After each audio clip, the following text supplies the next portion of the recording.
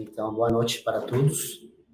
Para quem não me conhece, eu sou André Felipe Flores, sou estudante do doutorado de Levidas e nessa edição do Journal Club eu venho apresentar esse artigo do Digital Twins for Health, um Scoping Review. E eu vou começar falando um pouco sobre os autores, certo?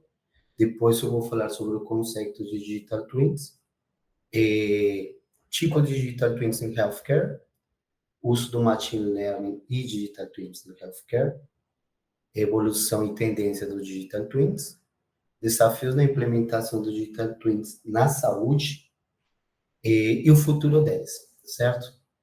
Esse artigo é um artigo que não tem nada de Machine Learning aplicado, certo? Eles comentam, assim, uma muito boa revisão, certo? Dos Digital Twins, comentam os porquês, aonde é utilizado, como está aqui dentro desse conteúdo, quais são as evoluções, quais são os desafios, mas texto, certo? Então, como a gente tem pouco tempo aqui, o artigo é bem longo, então vou fazer um breve resumo do que os autores comentam, certo?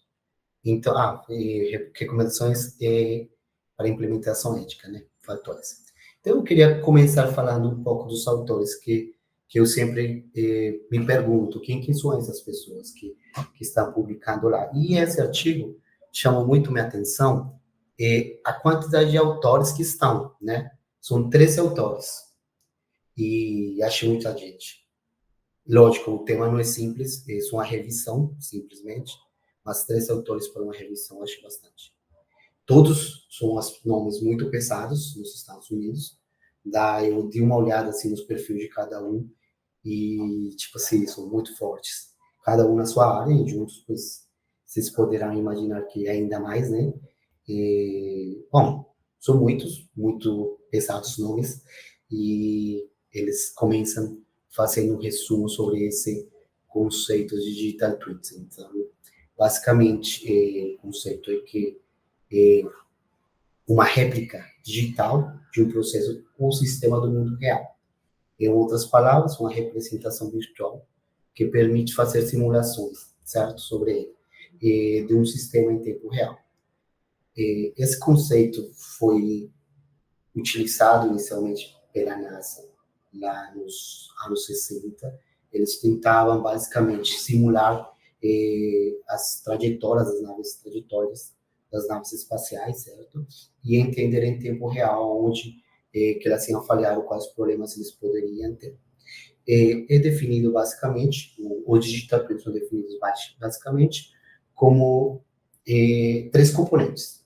Uma componente física, uma componente virtual e uma conexão entre essas 2 componentes, como eles mostram nessa imagem que eles apresentam aqui, né? Então, a componente física, uma componente virtual, o mirror dessa componente física e uma conexão entre eles em tempo real, que eles vão interagindo e essa componente virtual, em teoria, deveria ir aprendendo ou analisando ou simulando coisas que irão passar com a componente física.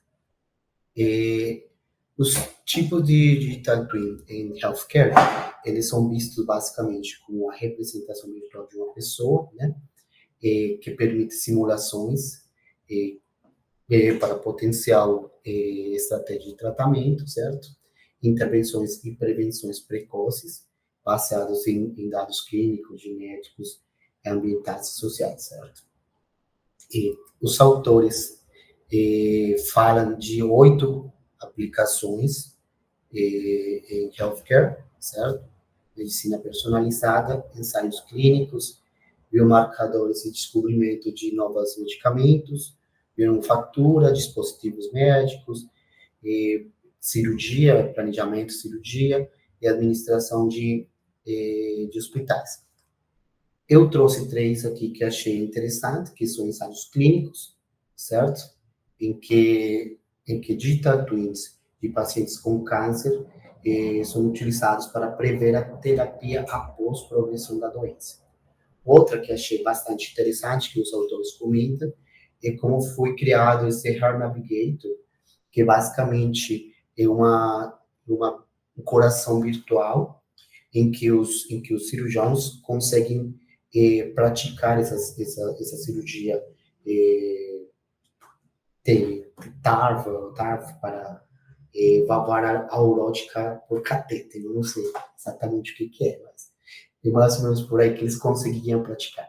E também para a descoberta de novos medicamentos, né? Em que ali é utilizado o machine learning para utilizar a triagem da capacidade das propriedades dos medicamentos. Uso do machine learning e digital twin em healthcare, os autores também comentam que basicamente são utilizados para simular órgãos, certo? Como o caso do coração que a gente falou anteriormente, certo? Baseado em dados de imagem, que a gente conhece como deep learning, eles conseguem desenvolver modelos também de doenças para mirar a eficácia de intervenções farmacêuticas, também dispositivos médicos, por exemplo, com marca-passos, e como os dispositivos irão se comportar no ambiente real. Por exemplo, no caso do marca-passos, quanto tempo ele irá falhar, caso típico de análise de sobrevivência de machine learning, certo? Eu quis trazer também esses exemplos interessantes, por exemplo, um de medicina personalizada e utilização de tratamento, em que um digital twin de um paciente com dados genéticos e histórico médico e leitura de sensores é analisado com machine learning para prever como o paciente vai responder a diferentes medicamentos ou tratamentos. Então, isso já permite ao médico otimizar os resultados. Um que também acho interessante, porque, na verdade, eu não sei aqui como que eles utilizavam, como os autores queriam falar que era utilizado os digital twins, que era a análise preditiva de detenção precoce de doenças. Atualmente, isso já é feito somente com machine learning, provavelmente aqui vai ter mais dados de sensor e registros médicos que um banco de dados tabular que a gente pode ter, né? Então, provavelmente, o digital twin vai ter um conjunto de dados mais em sentido 360 que pode analisar um pouco mais. E achei interessante esse outro aqui, de otimização de operações hospitalares, em que, por exemplo, o digital twin, nesse caso, não é uma pessoa, não é um órgão, é um hospital, certo? E eles, com todos os dados do hospital, dados de fluxo de pacientes, de equipamentos e dos recursos alocados, aplicam, utilizam modelo de machine learning para identificar e otimizar todas as operações dentro do hospital, certo? E os autores comentam um pouco da evolução e as tendências do digital twin, certo? Eles comentam que vem ganhando muito impulso, especialmente na época da pandemia, em que se evidenciou oportunidades nos cuidados personalizados, intervenções preditivas e avanços em pesquisa clínica. E, bom, eles também comentam que ainda, com todas essas vantagens que há, também há muitos desafios. E, por exemplo, basicamente, eles comentam dois. Eles comentam muito da inovação tecnológica, certo? E dos impactos éticos, certo? A parte legal, a parte ética e tecnologia. E eles comentam que evolução, centro de pesquisa, por exemplo, estão se criando muitos centros e consórcios de pesquisa. E outra muito interessante, que a gente já conseguiu ver no início, no primeiro slide dos autores, é potencial colaboração interdisciplinar. Se a gente olha, volta lá de novo nos autores, e os autores são diferentes áreas: computação, medicina, matemática, física, tem uma pessoa do IBM dentro. Então, isso já deixa ver muito quanto essa evolução em termos de colaboração interdisciplinar. E os autores falam um pouco dos desafios da implementação, né? Então, eles falam um pouco da aquisição e integração de dados, e isso é algo que todo mundo, nesse mundo de inteligência artificial, ciência de dados, sofre, né? Porque a aquisição e integração dos dados, muitas vezes você tem um dado mais isolado, ou muitas vezes você não consegue ter o dado completo, e assim por diante. A gente sofre muito com essa parte, né? Então, grande desafio. E eles também fazem um pouco questão de falar da privacidade e segurança dos dados. Então, esse é um problema que também já vem se tratando hoje em dia, inclusive aqui no Brasil, com leis como o LGPD, essas coisas. Falar um pouco também do futuro dos Digital Twins no setor da saúde. Eles falam que tem um grande potencial transformador, né? Sobretudo na entrega dos cuidados de saúde, nos tratamentos. Fala também um pouco que no futuro os desafios a serem superados tem muito a ver com recomendações éticas para conseguir o uso responsável dos digital twins na área da saúde.